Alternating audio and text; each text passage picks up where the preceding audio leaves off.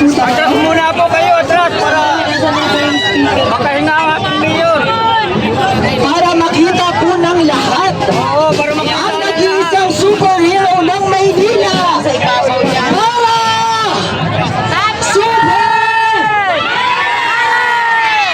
Parang hindi ata yan yung concert ba yan? Sandali lang po, pasensya na kayo. Wala akong boses talaga po. Ayan, ako tayo nabibilad. Ayan, mangingitim na rin ako. Pare-paresa na. Opo, maraming salamat. Saan po galing yung mga bata? Bakit? Baka pagalit. Ah, baka magalit, hindi pa pumasok yung mga bata. Oo nga, papawisan kayo. Ako, okay lang ako pawisan dahil nagpapapayat ako. Eh, paano kayo? Hindi kayo nagpapapayat, pinapawisan kayo. Asan na yung mga senior group natin? Kasi may iba-iba pong grupo na nandito. Nasaan po ang mga senior group? Nasa likuran. Naku mga anak, ano ba nangyayari? Ayan, kasi mga bata, kaya ayoko pong pasamahin kasi mainit, minsan uulan. Baka mamaya hindi nyo mabuhat yung anak nyo. O, paano po yan? Anyway, magandang tanghali po sa inyong lahat. Mabuhay po kayo. Unang-una po, gusto ko magpasalamat sa inyo dahil nandito po kayo para makita ako. Hindi naman ako artista, pero gusto niyo ako makita. Kaya sabihin, malaking bagay po yun para sa isang katulad ko na meron palang nagkakagusto sa mukha ko. Kahit na walang makeup, walang ayos, at wala ring suklay. At nagugulo pa ni nanay yung buhok ko dahil lumilipad. Bagong mukha, bagong pag-asa. Siyempre malaking bagay dahil hindi lamang tayo nandito para makita yung sarili natin, ano? Yes. Pero gusto natin makita yung kinabukasan bukas.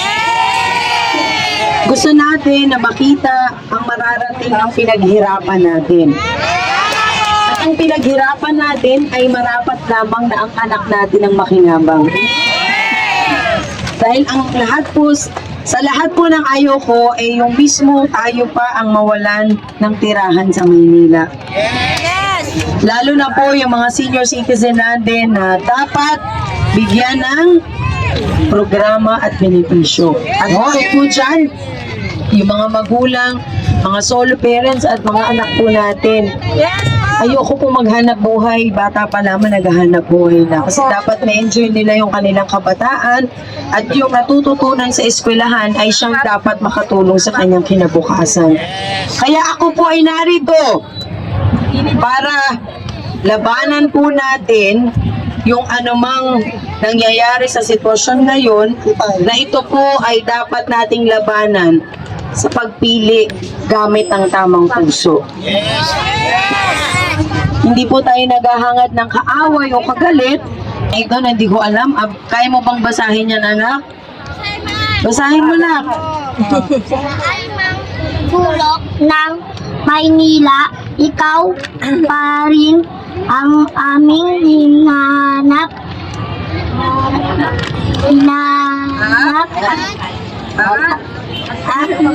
Minamahal, Ma'am Mara Amundong, superhero, ang bagong Maynila ng Maynila. Ang superhero ng Bagong Maynila. Palakpakan po natin, o, di ba? Nabansagan daw akong superhero, o. Baka mamaya, maaga kayo nagising, maaga rin ako nagising. Pero ano po ang dulo nito ng ating ginagawa? Dapat yung may mapupuntahang mabuti para sa ating lahat. At ang hiling ko lamang po sa inyo na kahit ano pa ho ang presyo ng ating mga daliri sa susunod na mga buwan, pero ang puso po ay iwanan ninyo sa inyong puso dahil siya po ang pipili ng tama para sa ating lahat. Maraming salamat. Yun na nga po, ang sabi ko, huwag po kayo maguluhan sa ating kulay dahil ang kulay po natin ay pula tulad ng ating puso. Baka naman iba-iba ang kulay ninyo, pag-gising ninyo, eh parang rainbow colors na kayo. Ano po? Opo. Syempre, baka maguluhan din. Sa akin, Ma'am Mara! Saan niya nagagaling? Sino yun? Sino yun? Ako yan, ma'am! Tingnan mo! Mag-iisa ka lang, ma'am! Mag-iisa ka lang kayo sa akin! Sabi ko, natakot ako. Kala ko, meron akong boses na Grupo ng vendors to, ma'am! Wow, para sa mga vendors natin. Siyempre, ano ba dapat ang mga programa natin? Direkta, benepisyo para sa mamamayan ng Manileño!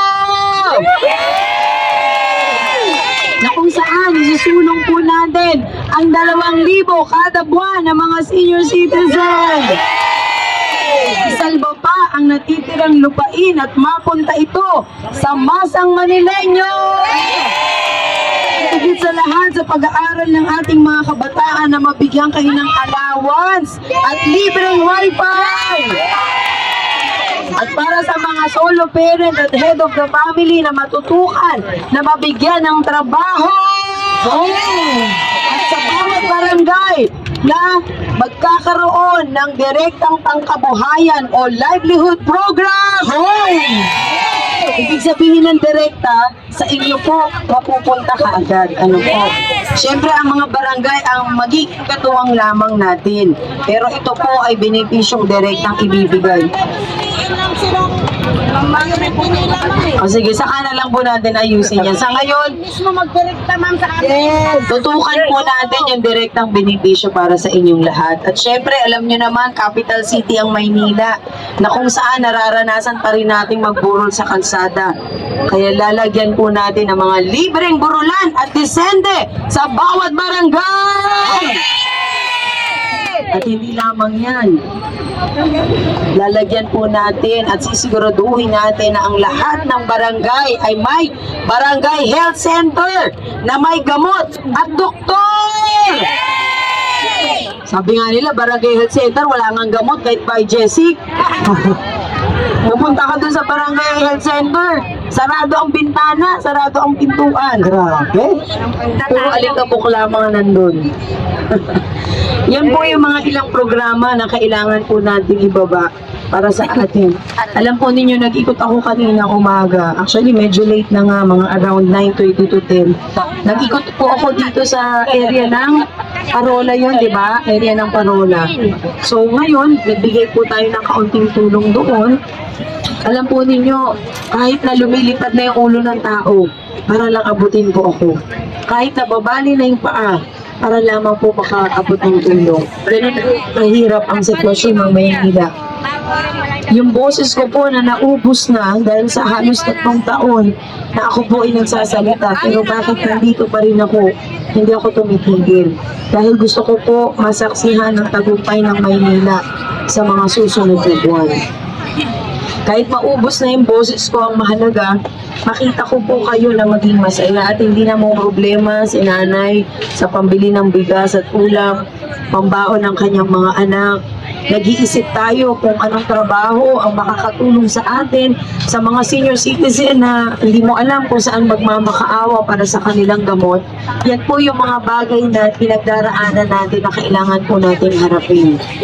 Hindi po natin kailangan manira ng ibang tao, pero kailangan din po natin kumilos para sa ating pamilya at sa buong bayan ng Maynila. Kaya mabuhay po kayong lahat! Mabuhay! Mabuhay ang superhero! Mabuhay po! Mabuhay po!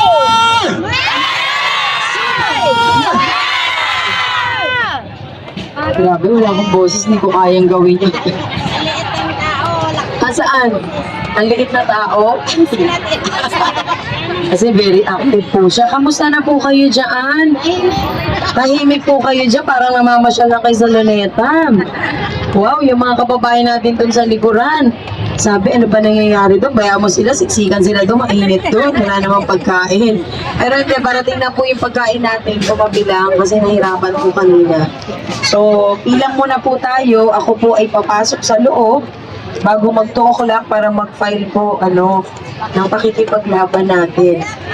Hindi po ako nakatulog, kasi iniisip ko kung ano po ba yung nararamdaman ng sambayan ng Maynila itong darating po na pakikipaglaban natin para sa ating kapakanan. So sana po yung damdamin po ay malipat po sa inyo na wag po kayo mag-alala. Ako naman po ay nandito. Nakita niyo wala naman akong kaarte-arte, no? Kahit ako nagsuklay, maharap ako sa inyo kasi dapat harapin natin ang matotohanan. Kung nabigyan na tayo ng pagkakataon, bigyan naman natin sa iba. Kasi sa lahat naman ng oras. Ano po yun?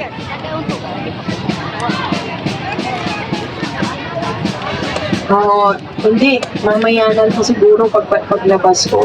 So siguro, kung mayroong gusto sumama sa akin, kahit na ilang tao po sa loob, pwede po kayo sumama. No? Pero ngayon, paghanap muna tayo ng pwesto na pwedeng pumila, pabibigyan ko po kayo ng pagkain at tubig. Oh, alam ko gutom na kayo, baka ako pakainin nyo rito. Baka uwi ko sa bahay, hindi ako makilala na anak ko, pumayat na ako. Alam mo, bago po ako umalis ng bahay. Opo, naku, pares po tayo. Kasi bago ako lumabas ng bahay,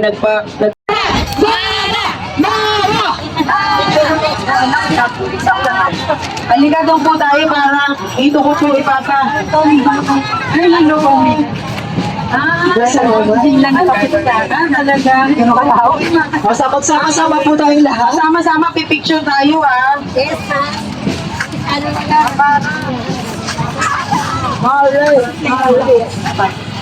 Hello.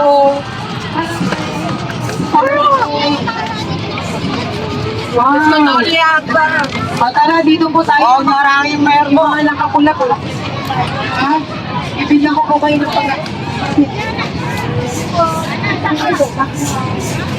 Mara, ang pila na po kaya kayo.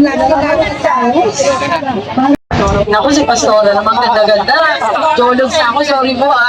Isaas niyo po yung mga bandera niyo, kilikili niyo para mahanginan. Yan. Okay. 1, 2, 3!